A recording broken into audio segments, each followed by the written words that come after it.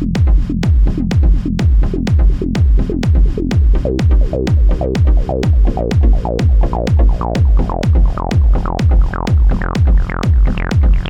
I am Vig with Local Rings Podcast, and I'm here with Vice and Violence. That's right. Hey, baby, Brew.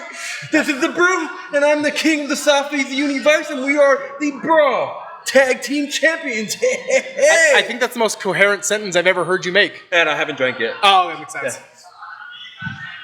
So how long have you guys been champions? Brawl USA Tag 4 Team years. Champions. No. 4 years. We've been Brawl USA Tag Team Champions for about a month. We won them at the last event here at Leadfoot City on April 4th. We've been Amp Duos Champions, which we were also defending at that last event for about 685 days now. So it was a little more at stake for us than them. But, you know, it came out. We're double champs again, and it was great. Great time. So this is my first time at Brawl USA. For me and the people watching at home, what can they expect from this promotion? Brawl USA is its own animal. It is the most fun, ridiculous show, but it's got some of the best talent in the Florida Indies and beyond. We got people from all over the world. Like Joey Osborne's our current champion. He's from the UK originally. But yeah, like what I love about Brawl is it feels different than a typical wrestling show, because like obviously wrestling's a big part of it, but it's just fun. It feels like a party, which Vice and Violence are all about the party and the pain. Drag racing going on a promotion that feels like a party right home. And most importantly, wait a minute, but City, baby! There's drag races, there's an arcade, there's food trucks, and there's a bar, baby! We're actually in the mayor's lair right now at Leadfoot City, the secret speakeasy that you can come in and enjoy some drinks. Yeah, for anybody you get to come out and check this place out. It's great. It's my first time coming here, but like, it's a little street easy. Push the bookshelf out of the way to get in here type of thing. Like, it's great. Plus the whole event, the whole day, there's, like you said, drag racing on, like burnouts, go-karts, arcade, plus live wrestling. So anytime you come to Leadfoot City for a big event and a Brawl USA is going to be there, there's plenty to do for the whole family. So what the wrestling from kind of event that day one? For me personally, me and my dad used to watch wrestling growing up, and so I always kind of I fell in love with it through that, and wanted to do something that I enjoyed with my life, and I figured I'd give it a shot. I started training in 2009, and then took about a decade off, and then in 2022, I was like, you know what, let's see if I can still do it. And then I came back to it, and I was like, still in love with it, having fun. How about you? I've been wrestling for 45 years, even though I'm 35. I met this guy first day of training, and you became Vice and Violence then. You know, it was love at first sight, right? Sure. Yeah. It's actually the first time you've ever told the real story of how we met. Normally he says we were twins, so... We were twins. Yeah, so we grew up like little cubs, and it was amazing, man. I know you all my life, right? Well... And now we're champs, baby. That's right. Double champ. So you guys were a tag team from basically day one in training? Pretty much. We met at training day one, and basically we started in a tryout class together. Out of that tryout class of like 8 people, we were the only 2 that came back. We signed up the same day. We took our congratulations on signing up photo together, which was kind of like, I think, fate, because our coach took individual pictures with us, and then for whatever reason, he just goes, hey, let's get one together. And so we have a photo of literally us and our coach together on our first day of training. We kind of started talking, then I'm like, hey, we should maybe be a tag team. And when we were doing training, we were doing practice matches where we were doing tag matches where we were on opposite sides. And so we finally went to our coach and was like, hey, could we try teaming up this time? And he's like, all right, sure. And he immediately saw the chemistry and was like, we gotta get you guys like on the show as a tag team, and he helped push that forward. And God rest his soul, Francisco Chiazzo. He basically created Vice and Violence and was one of our biggest supporters. So that's a lot about how different buildings are formed, I believe. Yeah, like very similar. That's pretty cool. Yeah, look at that. You compared it to the W. Funny enough, look at that. we actually faced Devon Dudley's twin sons at River City last year, so that was a cool moment. So the fact that's kind of we got to meet Devon Dudley then and everything too. So that's 3D years. Still hurting off. Oh yeah. Oh, I forget he has sons at wrestling. Yep. TNT. I'm getting old to the point where I'm seeing second and third generation. Oh, I grew up watching. It's like, man, it's great to see, but it's like, stop. Yeah. Yeah. So Out of the whole situation, there was 8 people. Couple people puked right away, and we're like, I'm out of here. So like, it wasn't so much necessarily like, let's see if you can cut it. It was more, do you actually want this? Like, how bad do you want it? Yeah, Are because you willing to come every day and train and be a professional wrestler, or you still want to go home and pretend you're a wrestler? exactly. And so yeah, out of the 8 people, one of them since then the tryout, he did end up signing up much later. But out of that 8 initial, we were the only 2 that came back. I mean, we signed up that day. We're like, yeah, we're doing this. So. I'm just a fan, but as an outsider, it feels like one of those things you either got to want it or leave it. Yeah. Like there doesn't seem. It's not something we dabble in on the weekends, Yeah. like a normal hobby. And especially when we were training, we saw a lot of people come and go. Yeah. A lot of people think it was easy, but it's not. It takes a toll on your body, and you have to be committed. Yeah. Committed to the pain, committed to show up even though you're hurting, and learn. Yeah. It's like, just again, my opinion, it takes a special type of person to be a pro wrestler. Yeah. Like you can't take pro wrestling in high school, you can't take it in college. You've got to want it all those years, and then graduate and go find it, find a teacher, pay for it, and then kill yourself along the way to do it. There's also the time element of like, so like for us, like we're not necessarily wrestling every single weekend, but we are constantly doing stuff to promote ourselves. So like, even if like after this weekend, I don't think we have another show for a couple weeks, we'll be posting content, we'll be filming stuff, we'll be taking the belt places. Like it's more than just like, oh, I got a show every single weekend. It's like, okay, even if you don't have a show, use social media, promote yourself, and build a brand, which is kind of what we've been trying to do. Is like with Vice and Violence, we're more than just like wrestlers. Like we're entertainment. Like we'll come in, we've been working with local businesses and trying to like film content with them and help promote them as well, and trying to bring wrestling back to kind of like that community aspect. So you're saying if people call out and book you guys, you're going to promote that show for them? Oh, absolutely. We not only will we film multiple promos, we'll do like if you're doing a promo event where you're going to go out and like you want to like go to a different event and hand out flyers, we'll be one of the first 2 to be like, yeah, let's do it. We'll come out, we'll represent, we'll do the whole thing like with the belts and be just full Vice and Violence 100%. Book them.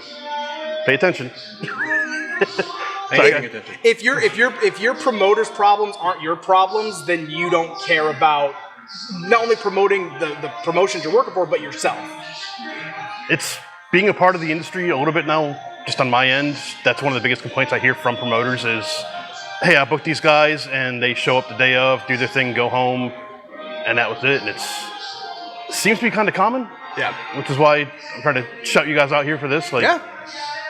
This is the kind of stuff we'll do. Like, James said, hey, I got someone who wants to do an interview, and I was like, we'll do it. Like, and even more so as champions, it's like the thing I hate seeing the most is like when someone wins a championship, they throw it in their bag, and you won't see that championship again until the next show. Like, I went and got my hair cut at my barber yesterday, and I'm like, I'm bringing the belt. We're going to take a photo and promote not only the show, but promote his barber shop. Like, that's your responsibility as not only champions, but as a member of a promotion. Yeah, and I take a shower with this baby. He does. 24/7. Sends me pictures every time. I make love with it. I shower with it. This is my pride and joy right here, baby. We got to get that professionally cleaned. Yeah, it's a little bit sticky. Yeah. But it's okay. It's okay. I love it. now, in doing all that, does that bring more questions to you when you're out in the street carrying around the title? Like, yeah, absolutely. That's the point. Like even if someone's not a wrestling fan, if they see 2 guys walking around with belts, they're going to come and go, what is that? And that is an opportunity now for us to promote ourselves and promote the promotion. We went to, this guy right here was an extra in a movie at the Gasparilla Film Festival. That was the starting actor. He was like grunt number 3, and he got shot immediately. But I had one line. We got invited to the premiere. So we brought, at the time we were the Amp Duos champions, that was the belts we had with us. We brought them, and people that never even seen a live wrestling show came up and said, what is that? What's going on? I'm like, oh, well, we're Vice and Violence. We're the Amp Duos champions. We have a show on this date. And it was just a perfect marketing opportunity. So it brings questions, but it brings the right kind of questions. Right. Is acting something you guys are looking to get into, or is that just a one-time? I mean, I don't mind it. We've always enjoyed it, but yeah, we're even starting our OnlyFans page. Nope. Yeah, I vetoed that. Prepare for that. Vice and Violence OnlyFans coming soon, baby. So what is the dream for all this? I think right now we're just having fun. I think that is the dream. We're living it. Like we're getting to do something we love. We're you know, I'd say pretty successful. We're just kind of doing what we, you know, both want to do since we were kids. So any dream matches for you guys? go ahead and say it. I know what you're gonna say. Right? Come on. Nah. You say it, man. He wants to fight me really badly. Yeah, I do. What? Listen, do you know how often you annoy me? How bad that would be if you give me a reason to hit you? Extension. Okay. Yeah, I mean, we're kind of getting to a lot of our dream matches right now. I've got to work with Puerto Rican Hound Dog recently. Would love to have a real one-on-one match or some kind of thing with Simon Says, even though every time I've gotten in the ring with him, it either ends with me getting hit in the balls or getting hit with brass knuckles. But I'd like to hack an actual match. And yeah, we got to work the Gifted, which was great. We're getting to work No Avail very soon. So those are some of the bucket list guys. Got to do stuff we didn't even know was going to be a dream match. Like I said, working TNT, which is Devon Dudley's kids. Like that was like, didn't even know that was in the realm of possibility, and that was a cool thing to check off. He got teabagged by Martin Kleba from the Pirates of the Caribbean franchise. That was a bucket list thing that we didn't know was a possibility. So, you know, I think that guy. Yeah, It still hurts. Yeah, I know. I'm sorry, but yeah, I mean, like I think, you know, dream matches are going to keep coming. Right now, we're just checking them off as they come. So when you guys aren't wrestling or promoting a show, what are you guys doing? Very ton. What are you doing? I have no idea what you do. You kind of disappear into the ether. I have no. Oh, you mean that you're doing CrossFit? I am doing CrossFit. I told him if you start doing CrossFit, you know you have to always talk about it. Yeah. That's the rule. I'm doing CrossFit, guys. I have a toddler, so I'm pretty busy with that. So, you know, that's my life. But yeah, honestly, when we're not like doing our own personal stuff, at least for me, I'm constantly thinking about what we can do next in wrestling. So like, I'll find myself sitting down at the end of the night and being like, okay, we could film this promo. We could you know, do this for the next show. So my mind's kind of always racing. But yeah, I mean, if I'm not wrestling, I'm either with my kid or working. So. Gotta ask about the tattoo, because I am a huge Green Lantern fan. Yeah. Who's your favorite Lantern? That's a tough question. I am a sucker for Hal Jordan. I do really like Hal Jordan. Jon Stewart's also a really good one. If we're talking Green Lanterns, I think my overall favorite, and it shouldn't be a surprise based on the Brute, but I love Atrocitus. He's awesome. I was gonna get a Red Lantern tattoo, but I was like, oh yeah, yeah, I love Atrocitus. Yeah, he's sick, and the fact that it's this big hulking monster and he's got a cat with him is just the best dynamic. It's kind of like us, you know. I'm a big hulking monster and you're a cat. Yeah, well, More like a puppy. It's an angry cat. it's an angry cat. Yeah. I'm like a cute puppy you pet. Sure. Two questions left for you. Wrestling is all about those big moments. What is your favorite moment in wrestling? Whether it's something you did or something that inspired you? Ooh, that's a good one. You got an answer off the cuff? Let me go. I gotta think about that one. I mean, for me, a moment that always sticks out is the "I'm sorry, I love you" between Shawn Michaels and Ric Flair. That is one of those things that I don't feel like a lot of guys get, is if you sit them down, like we talk about this all the time, that, you know, moves are great, but moments are what stick in people's mind. Yes. And if you ask someone, hey, what do you remember from Shawn Michaels, Ric Flair? It's going to be very rare that someone mentions a specific sequence or specific move. It's always going to be the "I'm sorry, I love you." Yeah. Shawn Michaels was great. He like that. Like for me, to another moment, like for him personally, it was the leading up to his retirement with Undertaker. That moment in the Rumble where he barely like misses catching the rope and falls out and gets eliminated. That moment sticks to me, like the desperation in his face. Like that is the kind of stuff that I live for with wrestling. I love those moments because he didn't say a single word, but you knew exactly what he was feeling in that moment, and it was perfect. What about you? It's kind of hard to say. Like, growing up watching wrestling, like, I was a big component of Shane McMahon. He wasn't a wrestler. Yeah. But he went in that ring, and he had crazy moments. I'm like, man, if he could do it, I could do it. And here I am doing it. That's all he had were crazy moments. When are you diving off a 20-foot stage? Oh, we can do it right now. All right, have fun with that. No, my back hurts.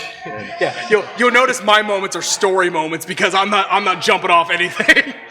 Everyone compares me to like, oh, you like Kevin Owens, and I went, not even a little. Now you won't see me jumping off of stuff. No, it's the moments to me that like some of those moments in pro wrestling just hit you right in the like sucker punch you in the heart. Yeah, absolutely. That's what made me fall in love with it all those years ago. The same thing. I'm a big Sean guy. Like that's the fact that he was equally good at telling a story as he was like being a wrestler and being like a moves guy is that he's one of the greatest, if not the greatest of all time. and Because he's killing it in NXT. like, because he understands that those moments matter. Yeah. It's I'm off subject. I'm hoping he can get that into Javon Evans because I think he's got a ton of potential. Yeah. He just needs to slow it down and. I'm a big fan of his. Yeah. Final question is the most important one. How can they find you?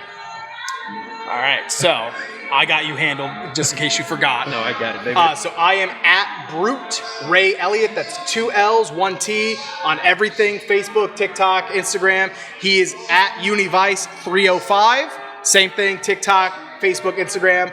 ViceandViolence.com. That's our merch website. But you'll also have at the bottom, there's links to all our socials if that's easier for you. It's ViceandViolence.com because you apparently can't use the ampersand in a URL, which is dumb.